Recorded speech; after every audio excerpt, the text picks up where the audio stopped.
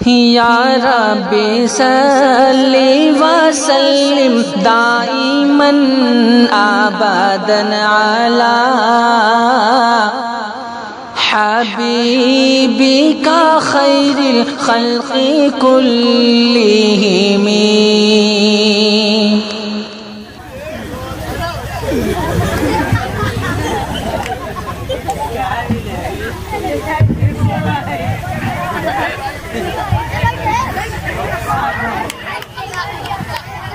السلام علیکم ورحمۃ اللہ وبرکاتہ.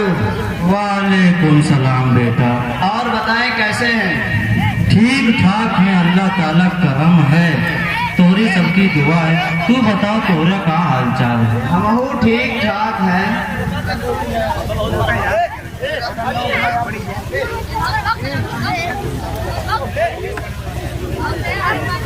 چلو اچھا جلدی سے کچھ لین دین کی بات ہو جائے. ارے چاچا، اس میں لین دین کی کیا بات کریں؟ آپ تو جانتے ہی ہیں کہ آج کل کیا چیزیں دی جاتی ہے. مثلا مسہری، گدا، رضائی، دیگ، ہنڈی، fridge, cooler, washing machine, gas ٹنکی، سلائی مشین، چھوٹی بیٹی، بڑی بیٹی، الماری، کرسی، میز، صوفہ سیٹ، کھانا سیٹ، پانی سیٹ، شربت سیٹ، سوئی سیٹ، یہ چیزیں تو سبھی دیتے ہیں. اس میں لین دین کی کیا بات کریں؟ توبہ توبہ، ہم نے ایسا لاگت ہے کہ تورے سب کا جہد وقت سمنمک شو روم کھولا کے رہا ہے. ارے چاچا، یہ سب عام چیزیں تو سبھی دیتے ہیں، اس میں تعجب کی کیا بات ہے؟ ایک بات اور بتا دیں، ہم نے جہاں جہاں رشتہ دیکھا وہاں سے گاڑیاں مل رہی تھی، کہیں سے پلسر، کہیں سے بلیٹ، کہیں سے اپاچی. صحیح سے نام لے وہ کہتے نہیں ہے چلے ہیں گاڑی مانگ. دیکھا بابو، عام طور پر جو دئی جاتی ہے وہ کا تو ہم کہیں سے قرضہ ورجہ لے کے دے دے بھائی. رہی بات گاڑی کی تو ہماری اتنی قیمت نہ ہے کہ ہم گاڑی دیں. تب تو بغیر گاڑی کے ہمارا لڑکا مانے گا ہی نہیں. اس نے تو یہی کہا ہے، لڑکی چاہے جیسے ملے اس سے کوئی مطلب نہیں، گاڑی ضرور ملنی چاہیے. ٹھیک ہے بابو، کہیں سے گھڑیوں وڑیوں کی انتظام کر دے، کونوں چیز بیچ اوچ کے چھگڑیا وگڑیا یا پھر کہو ادھار ادھار لے کے. اچھا یہ بتاؤ کہ تمہارے سب لڑکیوں دیکھا یا وہ تو آنا ہی پڑے گا، بغیر دیکھے کیسے کام چلے گا اور کیسے اطمینان ہوگا. آئے لیکن ایک ٹھو احسان ہی کہہ دے ہو کہ مہرارون کے ساتھ میں لے کے نہ آئے. وہ سب آوت ہم خالی ہے، وہ سب آوت ہم خالی آئے بھی نکالے کھرتے. جب جائی ہے کہیں کل ٹھیک ٹھاک رہا لیکن نکیا تنی بھر پچکی رہی اور اکیا بہت چھوٹی چھوٹی رہی، اور اگر تنکو پڑی رہی تو کہیں ہے اللہ یہ تو بلار کا آنکھ رہی، ہے اللہ یہ تو بلار کا ہے. اپنا منہ تو کبو سیسم دیکھیا نہیں کہ کیسا ہے. اچھا یہ بتاؤ برتیا اور رتیا کتنا لاؤ پر کم سے کم 300-350 لے کر آئیں گے. اتنا کل لاوت کا ضرورت ہے. ہمارے گاؤں کو بڑی بگیوں نہیں ہے کہ وہ سب کے بیٹھے پہ، اور اگر اتنا کل نہیں ہو تو سب کے گھمائے پڑی، اور اگر کم نہیں ہو نہ تمہیں پریشانی ہوئی نہ ہمیں پریشانی ہوئی. دیکھو بھائی، ہمارا ارادہ تھا کہ 500 لے کر آئیں گے، لیکن آپ کو دیکھ کر ارادہ بدل لیا ہے، اور اتنی بارات تو اکثر لے کر آتے ہی ہیں. بند کرو ان خرافات کو. آپ لوگوں نے شادی کو ایک مشکل ترین مسئلہ بنا لیا ہے، اور ایسا لگ رہا ہے کہ آپ لوگ شادی نہیں سودا کر رہے ہیں اور اپنے لڑکے کو بیچ رہے ہیں. بھائی کچھ تو شرم کرو، دیکھو تم ایک مسلمان ہو. ارے بیٹا، لڑکے کی پرورش میں کتنا وقت لگتا ہے اور کتنی محنت کرنی پڑتی ہے. یہ پہلے اتنا بڑا تھا جب پیدا ہوا تھا، تمہیں کیا پتا؟ تو کیا لڑکی اتنی بڑی پیدا ہوئی تھی؟ لڑکی کے ماں باپ محنت سے نہیں پالتے، بلکہ آج کے اس پرفتن دور میں لڑکے کی بنسبت لڑکی کی پرورش کرنا زیادہ مشکل ہو گیا ہے. ارے بیٹا، ہم نے تو صرف وہی چیزیں مانگی ہیں جو عام طور پر دی جاتی ہے اور جن کی دینے کا رواج ہے. رواج تو آپ جیسے دنیا داروں نے بنا لیا ہے. کیا صلی اللہ علیہ وسلم کے دور میں اور آپ کے صحابہ کے دور میں یہ طریقہ رائج تھا؟ کیا صلی اللہ علیہ وسلم کے دور میں اور آپ کے صحابہ کے دور میں یہ طریقہ رائج تھا؟ شادی میں شران لڑکی والوں پر کوئی خرچ نہیں ہے، جو خرچ ہے یعنی ولیمہ اور مہر وہ لڑکے پر ہے. لیکن آج الٹی گنگا بہ رہی ہے، اور آپ نے گاڑی کا بھی مطالبہ کیا. جو آپ کو گاڑی کا اتنا क्यों नहीं खरीद लेते? अरे बेटा, हम गाड़ी कहाँ से खरीद सकते हैं? हम लोग जो कुछ कमाते धमाते हैं उससे हमारे घर का ही खर्च पूरा नहीं होता, इसीलिए हम लोग परेशान रहते हैं। और हमारा बड़ा वाला बेटा है, वो तो कुछ कमाता धमाता है नहीं, और अगर कुछ कमाता धमाता है तो नेट वगैरह में ही बर्बाद कर डालता है। जब आप परेशानी की वजह से गाड़ी नहीं खरीद पा रहे हैं तो क्या इन चाचा के पास गाड़ी की एजेंसी है? देखा बाबू, हम ही बताए थे कि हमारे इतनी बेमत माई है कि हम बगैर कर्जा लिए साइकिल देंगे। मोटरसाइकिल एक नंबर सुन के तो हमारे चमड़ा वाला। अफसोस हो आप जैसे लोगों पर जिनके पास साइकिल देने की ताकत नहीं, उनसे आप गाड़ी का मुतालबा कर रहे हैं। यही वजह है कि आज के बूढ़े बाप भी कमाने जहेज का सामान मुहैया करने के लिए कमाने पर मजबूर है। क्या किसी ने क्या ही खूब कहा है कि रहने सहने का मेरा जब से ठिकाना हो गया, रहने सहने का मेरा जब से ठिकाना हो गया, जाने क्यों दुश्मन मेरा तब से जमाना हो गया। बेटियों की शादियों की फिक्र में एक बूढ़ा बाप, बेटियों की शादियों की फिक्र में एक बूढ़ा बाप घर कमाने के लिए घर से रवाना हो गया। और आपने कहा कि बाराती 300-350 लेकर आएंगे, आखिर जरूरत क्या है इस तरह से लाकर लड़की वालों को परेशान करने की? तो क्या बाबू बारात ले जाना हराम है? देखिए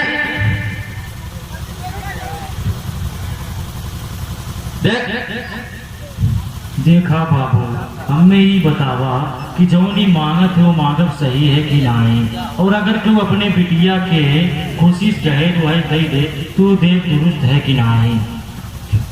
देखिए ये सब बहुत बड़े बड़े सवालात हैं।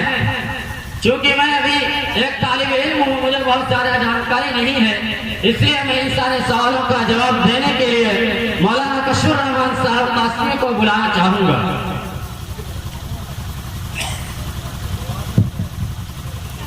अस्सलाम वालेकुम वरहमतुल्लाहि वबरकातुहू। वालेकुम अस्सलाम वरहमतुल्लाहि वबरकातुहू। और मौलाना साहब खैरियत से हैं? अल्हम्दुलिल्लाह। आप इस वक्त कहाँ पे हैं? मैं इस वक्त एक मीटिंग के लिए बाहर जा रहा हूँ। जरा अपनी मशगूलियात से थोड़ा सा वक्त निकाल कर रफीकुल्लाह साहब के पिंडाल में चले आइए। कुछ लोग यहाँ किसी मसले के बारे में तशवीश में पड़े हुए हैं और उनको इत्मीनान बख्श जवाब दीजिए। खैर, मैं एक मीटिंग के लिए बाहर जा रहा था, लेकिन आपका मसला जरा है, मैं अभी आता हूँ। अस्सलाम वालेकुम। वालेकुम अस्सलाम। वालेकुम अस्सलाम। मौलाना साहब, इन लोगों के कुछ सवाल था, आप हल फरमा दें तो मेहरबानी होगी। हाँ भाई, बताइए क्या सवाल है। मौलाना साहब ये बताइए कि बारात कब से इजाद हुई और क्या बारात ले जा सकते हैं? देखिए, बारात का ले जाना इस्लाम में इसकी क़तअन इजाज़त नहीं है और ये गैरों का तरीक़ा है। और इसकी इजाद इस तरह हुई चूँकि पहले ज़माने में अमन व अमान न था और अक्सर डाकुओं और रहज़नों से दो चार होना पड़ता था, और दूल्हा और दुल्हन और जेवर वगैरह की हिफाजत के लिए बारात ले जाने की रस्म ईजाद हुई। लेकिन अब अमन व अमान का ज़माना है, अब हिफाजत वगैरह कोई मकसूद नहीं, बल्कि सिर्फ और सिर्फ रस्म को पूरी करना और नाम आवरी मद्देनजर होती है। और इसके अलावा इसके अंदर न जाने बहुत सारे मफासिद पाए जाते हैं, मसलन तफाखुर, रियाकारी, 20 के बजाय 40 का आ जाना, लड़की के घर वालों का परेशान करना, खाना वगैरह का मेयार मुतय्यन करना वगैरह, इसलिए कि ये सरासर हराम और नाजायज है। और आज इस रस्म ने तो मुसलमानों को बर्बाद ही कर डाला है। इसीलिए हमारे बाज़ अकाबिर मगनी को छोटी क़यामत और बारात को बड़ी क़यामत कहा करते थे। देखिए, आप सल्लल्लाहु अलैहि वसल्लम ने हज़रत अली हज़रत फातिमा रज़ी अल्लाह अन्हा का निकाह हज़रत अली रज़ी अल्लाह अन्हु से इस तरह किया कि मजलिस निकाह में खुद हज़रत अली रज़ी अल्लाह अन्हु मौजूद न थे, लेकिन आप सल्लल्लाहु अलैहि वसल्लम ने चंद सहाबा किराम को बुलाकर मुअल्लक़ का निकाह पढ़ाया। हालांकि आप सल्लल्लाहु अलैहि वसल्लम अगर चाहते तो तमाम फरिश्तों की बारात बुला सकते थे, लेकिन बारात की तो दरकिनार आपने दूल्हे की मौजूदगी को भी जरूरी नहीं समझा। तो आज हम ये सब क्यों जरूरी समझे और इसी का क्यों एहतमाम करें? अच्छा मौलवी साहब, हमें ही बतावा कि जहेज वहेज के दिन कैसा है। देखिए, मुरवजा तरीक़ा जहेज नाजायज और गलत है। फी नफ्स ही देने में कोई कबाहत नहीं है, जबकि फतावा दारुल उलूम जिल्द नंबर 8 صفحہ نمبر 362 پر ہے کہ ماں باپ کا اپنی خوشی سے جو چاہیں جتنا چاہیں جہیز دے سکتے ہیں۔ چنانچہ آپ صلی اللہ علیہ وسلم نے حضرت علی رضی اللہ عنہ کو جہیز، حضرت فاطمہ رضی اللہ عنہ کو جہیز دیا تھا، اور حکیم الامت حضرت مولانا اشرف علی تھانوی نور اللہ مرقدہ اصلاح الرسوم کے صفحہ نمبر 93 پر رقم دراز ہیں، اور حضرت فاطمہ رضی اللہ عنہ کا جہیز 2 چادر، 2 رضائی، 4 گدا، 2 بازو بند چاندی کا، 1 تکیہ، 1 کملی، 1 تکیہ، 1 کملی، 1 پیالہ، 1 چکی، بعض روایتوں میں پلنگ بھی آتا ہے۔ اور اسی کے ساتھ ساتھ سنیے آگے کیا فرماتے ہیں صاحبوں، جہیز میں ان امور کا لحاظ رکھنا چاہیے۔ اول اختصار، یعنی گنجائش سے زیادہ خرچ نہ کریں۔ دوم ضرورت، سر دست جن چیزوں کی ضرورت واقع ہو وہ دینا چاہیے۔ سوم، اعلان نہ ہو، کیونکہ یہ اپنے اولاد کے ساتھ صلہ رحمی ہے۔ اگر مذکورہ امور کا لحاظ رکھتے ہوئے جہیز دیا جائے تو جائز ہے، ورنہ تو جائز نہیں ہے۔ مولانا صاحب، ابھی آپ نے فرمایا کہ مروجہ طریقہ جہیز غلط ہے، تو بتائیے صحیح طریقہ کیا ہے؟ حضرت مولانا اشرف علی تھانوی نور اللہ مرقدہ فرماتے ہیں کہ لڑکی کو جو کچھ دینا ہو اس کے رخصتی کے بعد دینا چاہیے، کیونکہ جو کچھ دیا جاتا ہے اس وقت وہ اس کو دینا نہیں ہے، بلکہ وہ تو ساس سسر کو دینا ہے۔ صحیح طریقہ یہ ہے کہ سر دست سامان کو اپنے گھر رکھو، جب لڑکی خوب گھل مل جائے، یعنی جب اپنے گھر واپس آ جائے تو اس کے سامنے یہ سارے سامان رکھو اور کہو بیٹی یہ ساری چیزیں تمہاری ہیں۔ یہی صحیح طریقہ ہے، اور آج اس طریقے کو کوئی اپناتا نہیں، حالانکہ یہی صحیح طریقہ ہے۔ مولانا صاحب، ابھی آپ نے فرمایا کہ حضرت فاطمہ رضی اللہ عنہ کو اللہ کے رسول نے جہیز میں سے بعض چیزوں کو دیا تھا، مگر یہ سب سامان حضرت علی کی زرہ بیچ کر سرپرست ہونے کی حیثیت سے دیا تھا، اپنے پاس سے تو نہیں دیا تھا۔ دیکھیے حضرت مولانا مفتی شبیر احمد عثمانی فتاوی قاسمیہ جلد نمبر 12 صفحہ نمبر 602 پر تحریر فرماتے ہیں کہ آپ کا یہ کہنا صحیح نہیں کہ اللہ کے رسول صلی اللہ علیہ وسلم نے حضرت فاطمہ رضی اللہ عنہ کے جہیز کا سامان حضرت علی کی زرہ بیچ کر دیا تھا، بلکہ وہ خود اپنے آپ اپنی طرف سے دیے تھے اور حضرت علی کی زرہ کی قیمت مہر میں دلوائی تھی۔ مولانا صاحب، یہ بتائیے کہ جہیز کا مطالبہ کرنا کیسا ہے؟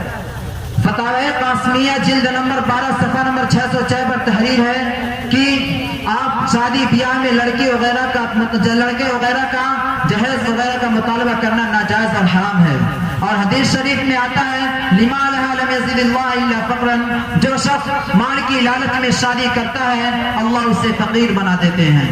مولانا صاحب، یہ بتائیے کہ نکاح کا طریقہ کیا ہے؟ کیا ہوا؟ کیا ہو گیا؟ چونا آ رہا لگتا دادا کو۔ کتاب النوازل صفحہ جلد نمبر 8 صفحہ نمبر 58 پر ہے کہ نکاح کی اولین سنت یہ ہے کہ نکاح کرتے رشتہ کرتے وقت دینداری کو بنیاد بنایا جائے، اور اس کے بعد سادگی کے ساتھ نکاح کیا جائے، اور فضول خرچی اور نام و نمود سے مکمل احتراز کیا جائے، اور رخصتی کے بعد حسب استطاعت شکرانے میں ولیمہ کرایا جائے۔ لیکن یاد رکھیے جس شادی میں جتنا کم خرچ ہوگا وہ شادی اتنی ہی برکت والی ہوگی۔ حدیث شریف میں ہے ان اعظم النکاح برکۃ ایسرہ معونہ، کہ سب سے زیادہ برکت والا نکاح وہ ہے جس میں کم خرچ ہو۔ بعض حضرت صحابہ کرام رضی اللہ عنہم اجمعین اپنی شادی اتنی سادگی کے ساتھ کرتے تھے کہ بعض صحابہ کی شادی کی خبر آپ صلی اللہ علیہ وسلم کو بعد میں ہوتی تھی، اور آپ صلی اللہ علیہ وسلم ناراض تک نہیں ہوتے کہ بھائی اکیلے شادی کر لیے، بتائے تک نہیں۔ کیوں؟ اس لیے کہ جو ساری قیدیں اور شرطیں ہم نے لگا رکھی ہیں کہ جب تک ایک آزاد آدمی نہ بلائے جائے، جب تک شامیانہ نہ لگائے جائے، جب تک میرج ہال بک نہ کرائے جائیں، جب تک جوتا چوری کرنے والے نہ آ جائیں، اس وقت تک شادی نہیں ہوگی۔ لیکن اسلام میں اور حضور پاک صلی اللہ علیہ وسلم کے زمانے میں اس کا تصور نہیں تھا، تاکہ نکاح کو اتنا آسان کر دیا جائے کہ انسان جس کی جنسی خواہش کی تسکین کے لیے کسی غلط راستے پر تلاش نہ کرے۔ لہذا ہمیں چاہیے کہ مروجہ طریقہ اور شادی بیاہ میں ہونے والے خرافات سے مکمل اجتناب کریں، اور اور ہمیں چاہیے، اور ورنہ ہمارا ماحول اور نہ ہمارا معاشرہ دن بدن شادی بیاہ کی وجہ سے مزید تباہ و برباد ہو جائے گا۔ مولانا صاحب آپ کا بہت بہت شکریہ، آپ نے ہمارے سارے سوالوں کے جواب اور دلائل کے سارے سوالوں کے جواب تسلی بخش اور دلائل کے ساتھ دیے۔ انشاءاللہ اب ہم اپنے بچوں کی غیر اسلامی طریقے سے اجتناب کرتے ہوئے شرعی شادی کریں گے اور دوسرے کو بھی اس کی ترغیب دیں گے۔ اور دادا آپ بھی سن لیجئے کہ ہم اپنے لڑکے کا نکاح آپ ہی کی لڑکی سے کریں گے، مگر جہیز میں کسی قسم کے ساز و سامان اور گاڑی کو طلب کیے بغیر، کیونکہ مولانا کے بیان نے شادی بیاہ کے خرافات اور فضول خرچی کے متعلق مولانا کے بیان نے تو ہماری آنکھیں کھول دی ہم کو اور ان تمام خرافات کو ظاہر کر دیا جن میں ہم پڑے ہوئے تھے۔ لہذا ہمیں چاہیے کہ ہم اسلامی طریقے پر سادگی کے ساتھ نکاح کریں اور دوسرے کو بھی اس کی ترغیب دیں۔ مولوی صاحب تورا بہت بڑا احسان ہوا کہ تو ہمیں 3-3.5 لاکھ روپیہ قرضہ لیوس بچا لی۔ اچھا مولوی صاحب اب چلا جائے، السلام علیکم۔ وعلیکم السلام۔